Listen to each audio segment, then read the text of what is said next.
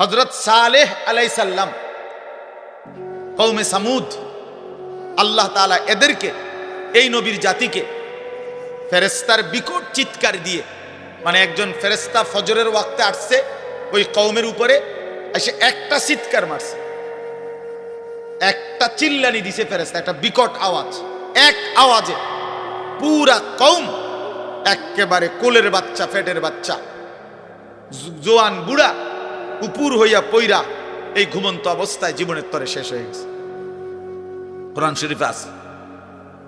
আরেকটা জাতি উল্লেখযোগ্য, শুআইব আলাইহিস সালামের কওম। শুআইব আলাইহিস সালাম হযরত মূসা আলাইহিস সালামের শ্বশুর। এই শুআইব আলাইহিস সালামের জাতীয় অবাধ্য ছিল। আল্লাহ তাআলা এদেরকেও ফেরেশতার বিকট চিৎকার দিয়ে ধ্বংস করে দিছে পুরা কওম। এখন আমি কি বলতে চাই? আমি বলতে চাই এই প্রত্যেকটি অবাধ্য জাতির চূড়ান্ত এই ধ্বংস যে আল্লাহ করে দিল, এই প্রত্যেকটি অবাধ্য জাতির একটা বড় অপরাধ ছিল বিশেষ। অন্যান্য অপরাধ তো ছিলই, কিন্তু বড়সড় একটা বিশেষ বিশেষ পাপ ছিল। এর মধ্যে একটি জাতি যাদের নাম বললাম, শুআইব আলাইহিস সালামের কওম, কওমে শুআইব। নবী শুআইব আলাইহিস সালামের কওম আল্লাহ তাআলা ফেরেশতার এই বিকট ধ্বনি দিয়ে ধ্বংস করে দিয়েছেন। এদের সবচেয়ে বড় অপরাধ ছিল, পাপ ছিল, এরা ওজনে কম। এইটা এই নবী শুআইব আলাইহিস সালাম জাতিকে হাজার হাজার বার, লক্ষবার এই কথা ঘুরে ঘুরে বলছে, আউফুল কাইলা, তোমরা ওজন পূর্ণ করো, কমাইও না। ওয়ালা তানকুসুল মিকিয়াল, হে আমার জাতি, ওজনে কম দিও না, ওজনে কম দিও না। ইন্নী আখাফু আলাইকুম আযাবা ইয়াউমিন আযীম, আমি তোমাদের উপরে এক ভয়ঙ্কর ভয়ঙ্কর আযাবের ভয় পাচ্ছি, তোমাদেরকে আল্লাহ ধ্বংস করে দিবে। শেষ পর্যন্ত আল্লাহ ধ্বংস করে দিয়েছেন। তাইলে বাপ আমার, ভাই আমার, এই প্রথম কথা হলো প্রাপককে, গ্রাহককে পরিমাণে কম দেওয়া, ঠগিয়ে দেওয়া, এটা একটা নিকৃষ্ট অপরাধ, অত্যন্ত বড় একটা জুলুম। এর কারণে আল্লাহ তাআলা একটি অবাধ্য জাতিকে পুরা ধ্বংস করে দিয়েছে। অতএব এই মন্দ আখলাক আমাদের মধ্যে না থাকা, আমাদের মধ্যে না থাকা উচিত। এবার আসেন আরেকটু ব্যাখ্যা। তাফসীরের মধ্যে আছে, উলামায়ে কেরাম বলেন, বিশেষ করে মানুষের কাছে এই পরিচিতি দিয়ে তেমন কোনো ফায়দা নেই, উল্লেখযোগ্য কিছুই নেই। মনে করেন কোরআনুল কারীমের মধ্যে 25 জন নবীর নাম আছে, একবারে গোনা। এখন নবী রাসূল কি 25 জন? তইলে 1.25 লক্ষ আম্বিয়া কেরাম, তো বাকিদের তো নাম নাই, কেউ জানে না। অন্যান্য কিতাবে খুঁজলে আরো নইলে 2-4-20 জনের নাম পাওয়া যাবে। তা তাইলে লক্ষের চাইতে বেশি নবী রাসূলের নাম তো পৃথিবীর কেউ জানে না। তাইলে ওনারা কি ব্যর্থ? ব্যর্থ। আমাদের প্রিয় নবী সাল্লাল্লাহু আলাইহি ওয়াসাল্লাম, তিনি যখন বিদায় হজ্জের মাঠে ইন্তেকালের পূর্বের বছর আরাফাতের ময়দানে হজের খুতবা দিয়েছেন, তখন নবী সাল্লাল্লাহু আলাইহি সাল্লামের সামনে 1.25 লক্ষর বেশি সাহাবী ছিল। তাহলে 1.25 লাখ সাহাবী, এই বিপুল পরিমাণ সাহাবীর নাম পৃথিবীর কোনো কিতাবে নেই। 5000 সাহাবীর নামও পৃথিবীর কোনো কিতাবে নেই, কোনোখানে নাই। সর্বোচ্চ 313 জন সাহাবী বদরের যুদ্ধে যারা অংশগ্রহণ করছেন, উনাদের নাম একসাথে পাওয়া যায়, আছে। আরো বাকি মিলাইয়া তো মনে করেন 2000-এর নাম বা 5000-এর নামে তালাশ করে পাইল, তো বাকিরা, বাকিদের নাম কই? বাকিদের নাম পৃথিবীর কোনো কিতাবেও নাই, কেউ জানেও না। তাইলে এখন এই বাকি সাহাবী যাদের নাম এখন পৃথিবীতে নাই, কেউ জানে না, তো ওনারা কি ব্যর্থ? ব্যর্থ। এই কথাটাই বলতে চাচ্ছি। মূলত সফলতা কিংবা ব্যর্থতার জন্য মানুষের কাছে পরিচিতি কোনো বিষয় না।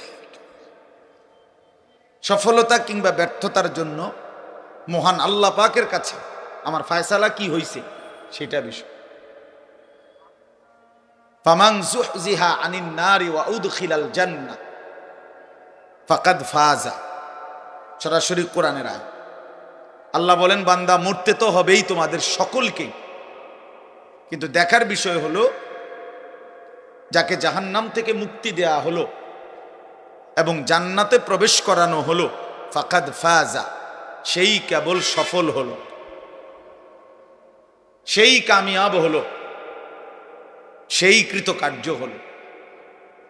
তাহলে কি বোঝা গেল? সফলতা জাহান্নাম থেকে মুক্তি পাওয়া, সফলতা জান্নাত পাওয়া, হ্যাঁ আল্লাহ তাআলার পক্ষ থেকে ঘোষণা হওয়া। এজন্য আজকে আমরা অনেকটাই এই গ্লোবালাইজেশন, বিশ্বায়নের এই যুগে, মোবাইলের এই যুগে খ্যাতির মোহ, পরিচিতির মোহ আমাদের মধ্যে খুব বেশি। একবারে সবাই মনে করে আমি একটা চুল কাটাইলাম, এটা সবাই দেখুক।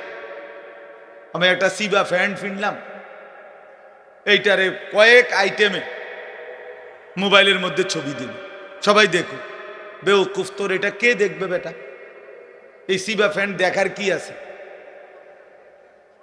এটা তো আরো কত মানুষই পইরা রাখছে, না হের এটা হে দেখাইবে। মোটর সাইকেলের সামনে সাইডে কাইথ হইয়া, সিট হইয়া, ঠ্যাঙ্গালগি দিয়া বিভিন্ন মডেলে তার দরকার মানুষের কাছে পরিচিতি, যে কোনো আইটেমে হোক।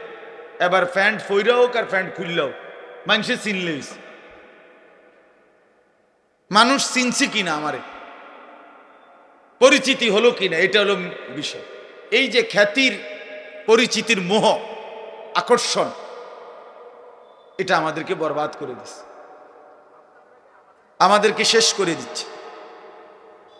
এই জন্য বাপ একজন হোক, একজনের জন্য আল্লাহর কথা দিল দিয়ে বলা উচিত।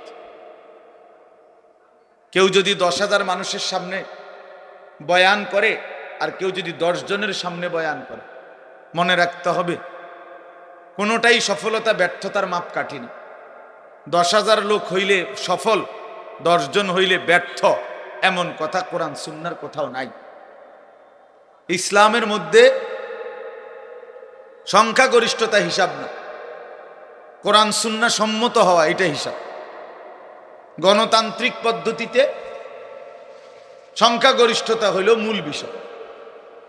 51 জন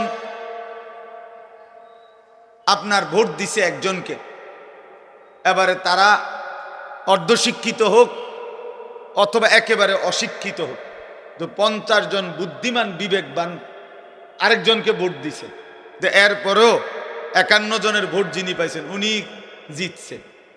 কারণ এখানে সংখ্যা বেশি, একজন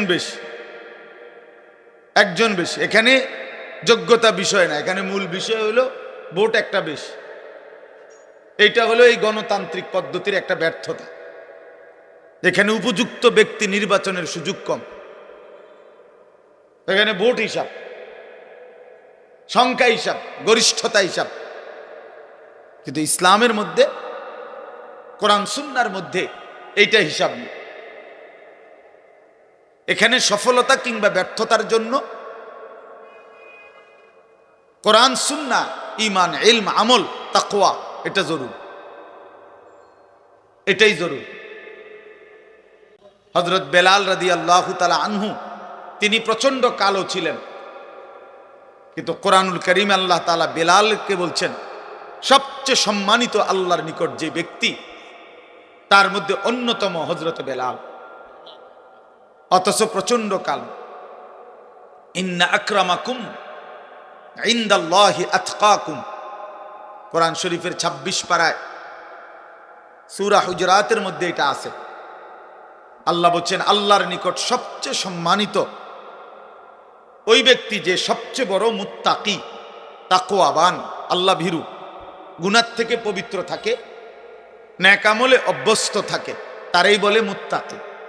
এক্ষেত্রে সবচেয়ে বড় মুত্তাকি যে সবচেয়ে বেশি আল্লাহ ভীরু, গুনার থেকে মুক্ত, আল্লাহর ইবাদতে অভ্যস্ত, সে আল্লাহর নিকট সবচেয়ে দাম। তাফসীরের মধ্যে আছে এই আয়াত নাজিল হয়েছে হযরত বেলালের প্রশংসা। হযরত বেলালের জন্য প্রথম সম্বোধন উনাকে করছেন আল্লাহ, যে বেলাল আমি আল্লাহর নিকট সবচেয়ে দাম। তাহলে কালো নিগ্রু মানুষ তাকওয়ার কারণে, ঈমানের কারণে আল্লাহর কাছে সবচেয়ে দাম।